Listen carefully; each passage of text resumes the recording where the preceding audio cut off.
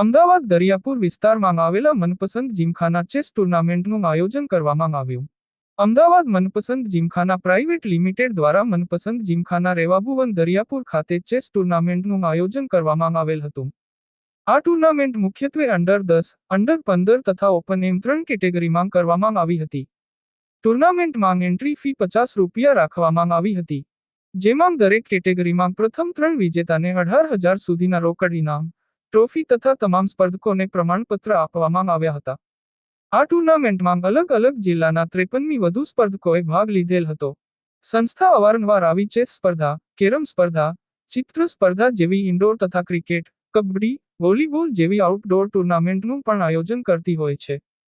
આ સંસ્થા અલગ અલગ ટુર્નામેન્ટ યોજવામાં આવી હતી જેથી કરીને બાળકોના ભવિષ્યમાં તેઓ આગળ વધે ને સારી પોતાના એક લાયકાત બનાવી સમાજ માંગ સારા કાર્યો કરે ને આગળ સમાજ ના સારા કાર્યો માંગ સહભાગી બની નવી એક ઓળખ ઊભી કરે. આજ ના આ યુગમાં બાળકો મોબાઈલના રવાડે ચડી ગયેલા જોવા મળે છે ત્યારે વાલીઓને એક જ સંદેશ આપવામાં આવે છે કે તેઓ પોતાના તેમજ અન્ય બાળકોને મોબાઈલ ફોનથી દૂર રાખવામાં આવે જેથી કરીને બાળકોના ભણતરમાં પૂરતું ધ્યાન આપે. ત્યારે આવનારા દિવસોમાં પણ મનપસંદ જીમખાના પ્રાઇવેટ લિમિટેડ દ્વારા આવા અનેક સારા કાર્યક્રમનું આયોજન આ સંસ્થા કરતી રહે છે. આ ચેસ ટુર્નામેન્ટ સ્પર્ધામાં 1 થી 10 વર્ષના 3 બાળકો જેમાં ફર્સ્ટ વિજેતા ધ્યાન પટેલ, સેકન્ડ વિજેતા માંગરોળિયા શ્લોક તેમજ જય મહેતા વિજેતા બન્યા હતા. તેમજ 15મી 20 વર્ષની ઉંમરના ફર્સ્ટ વિજેતા પ્રિન્સ ગાંધી આયા અને દીના પટેલ વિજેતા બન્યા હતા. ઓપન કેટેગરીમાં શેખ સોહિલ, નંદિની મુદલિયાર અને વરુણ બાલુપર વિજેતા બન્યા હતા.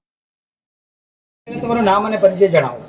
મારું નામ ધર્મેન્દ્ર પંડ્યા છે અને હું છેલ્લા 20 વર્ષથી ગુજરાતની ચેસમાં ચીફ રેફરી તરીકે ફરજ બજાવું છું અને એક્સપિરિયન્સ પણ મને બહુ જ વાઇડ છે.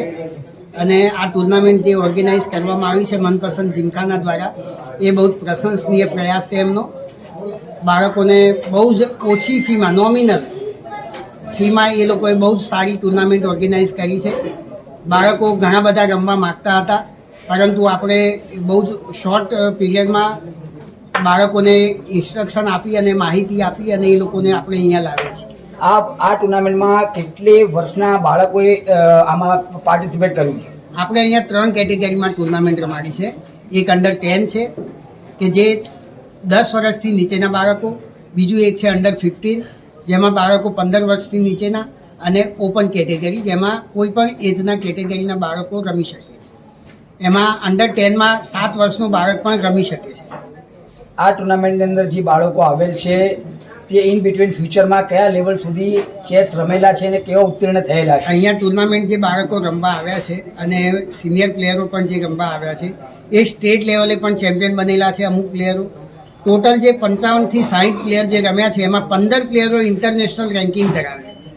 એમાં કેટલાક બાળકો સ્ટેટ લેવલે પણ ચેમ્પિયન બનેલા છે અને ઇન્ટરનેશનલ લેવલે ટુર્નામેન્ટો રમેલા છે. ઓકે, તમારું નામ અને પરિચય જણાવો. મારું નામ દીના પટેલ છે. હું 7 વર્ષથી ચેસ રમતી હતી અને હું નેશનલ 6 વખત રમેલી છું. સ્ટેટમાં ચેમ્પિયન 3 વખત થયેલી છું. આગળ તમારું શું બેટા ફ્યુચર ગોલ? મારે ચેસમાં ગ્રાન્ડ માસ્ટર બનવું છે.